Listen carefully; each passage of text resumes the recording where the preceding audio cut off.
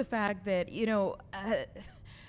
a restaurant owner we really needed to speak with for the crazy ordeal that she's been through. Obviously, the internet certainly brings both negative and positive things to anyone's life who really depends on it for what you do.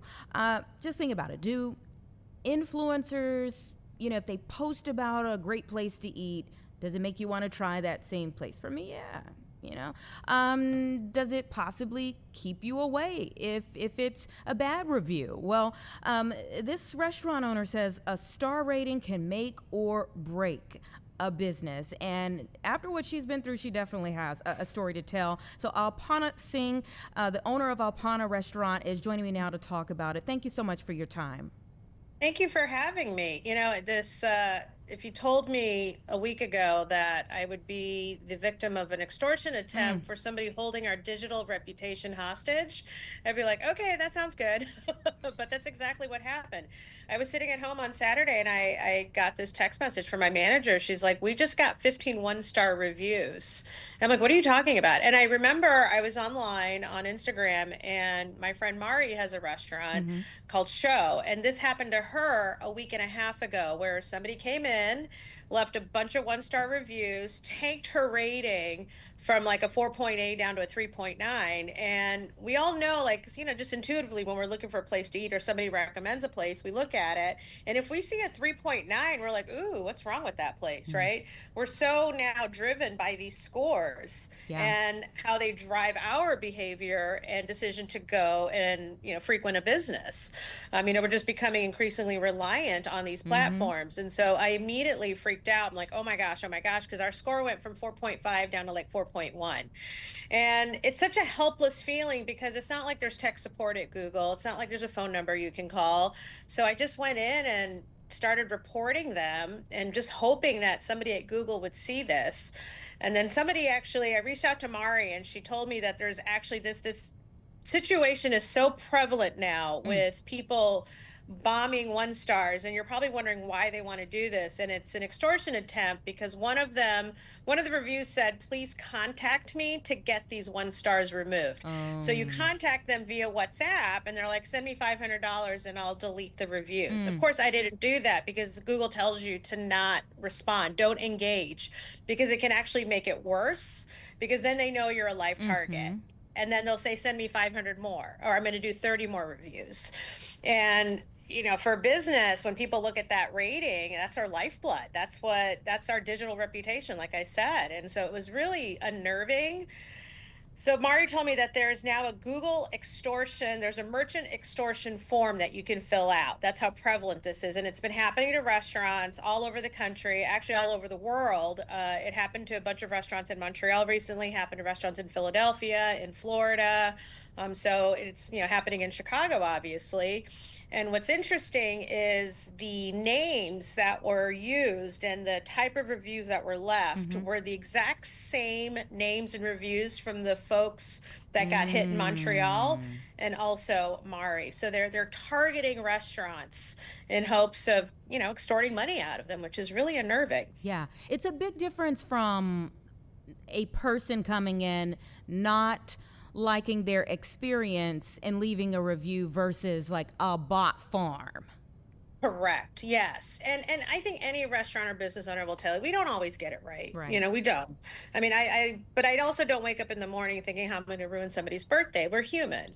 And so I appreciate and welcome legitimate criticism. Like, okay, you're right. We did not hit the mark there. And I'm very sorry. And I want to make it right. Where people sometimes leave these one stars without any comment, I get a little frustrated with that because it's kind of like, I can't do much with that. But I just want to get the word out there that this is happening so that other businesses don't freak out, and to go to that Google merchant extortion form. But I think a larger conversation needs to be had in our society as far as there's always nuance with these scores, and to distill somebody's hard work and creativity and all that we're doing down to a 4.2.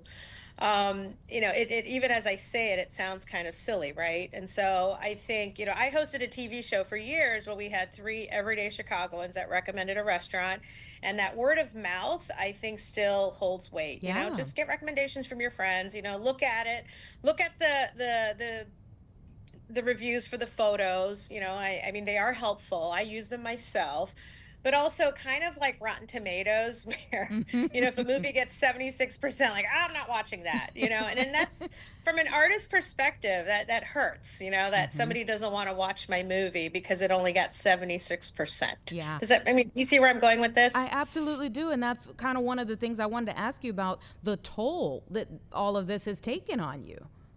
It was, uh, I was struck by this sort of new world that we're in, where how stressful it is to have a hit on our digital reputation. And I kept thinking about that one Black Mirror episode called Nosedive, where we're living in a society where we score everybody. And when somebody gives you a 1 star, you freak out because it lowers your social score. Yeah. And I think for restaurants, that's what it feels like. It's like a punch in the gut. When I get an email in the morning that says somebody left a 1 star, 2 star, it ruins my day. It really affects me. It affects my mental health, because, somebody doesn't like your baby, somebody doesn't like what you're doing, and somebody had a bad time, and it really affects me. And I imagine that most business owners are the same way. The restaurant business is the hardest business on the planet. It's got a 95% failure rate. And to wake up in the morning despite everything you're doing and somebody's like, 1 star, this place sucks, it's horrible, I'm never coming back. We take that personally. It really hurts. Yeah, yeah. And how are things now? So Google was great. Google removed everything within 24 hours. And I want to thank the community at large. I had posted about this on my social media, and our fans of the restaurant, we're a neighborhood restaurant right in the Gold Coast. And people came out in droves. 63 people left 5-star reviews for us, saying how much they loved it.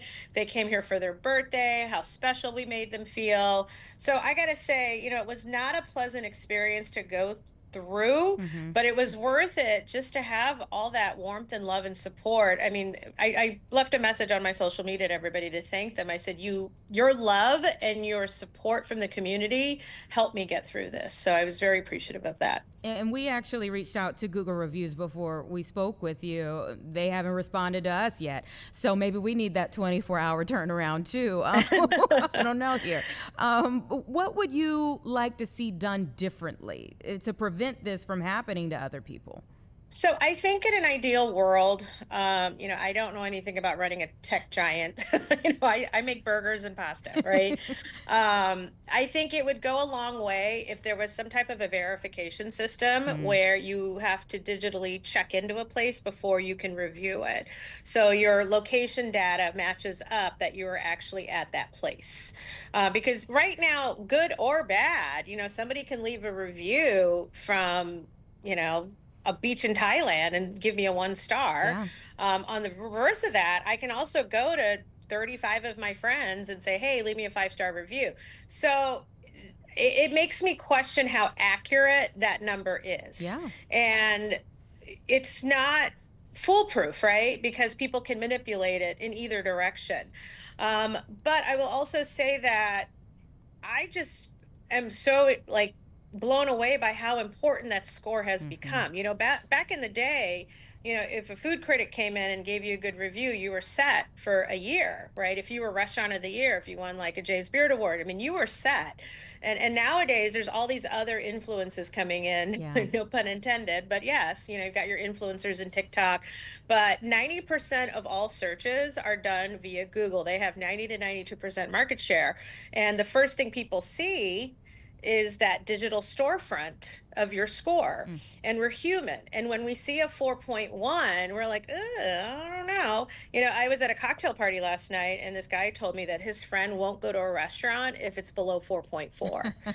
And I'm like, no, you need to tell him that that score may not be entirely accurate, because you can manipulate it, right? You can have people write reviews that have never been there. Also, people who have never been there can leave reviews. So you just kind of have to take it with a grain of salt. At the end of the day, just talk to your friends, talk to your family. Yeah. Word of mouth is still the best.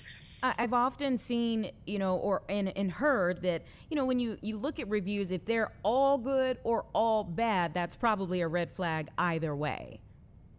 Yeah, I think humans are smart. They can read through, but that's assuming we have time to actually read it. You know, we're under so much pressure and time crunch nowadays that we just kind of look, flash 4.7, great, let's book there. Yeah. Right. Because you've got 1,000 other things to do. Right. So I can't fault people for relying on it. I just think, like anything in life, you just kind of have to sometimes just kind of take a pause, and you might be missing out on the best meal of your life at a 4.1 restaurant. Good point. Good point. Okay, before I let you go, if someone hasn't heard of your restaurant, what do they need to know about it? Please come visit me and leave me a good review. All 5 stars. No, I'm at 831 North State Street. We're open for dinner 7 nights a week, and then also for weekend brunch from 10 a.m. to 2 p.m. So we're right there at State and Pearson, right next to the Quinlan School of Business. We serve wine-inspired cuisine, but it's I think it's just a good neighborhood spot. I think so. I'm biased. So take my review with a grain of salt.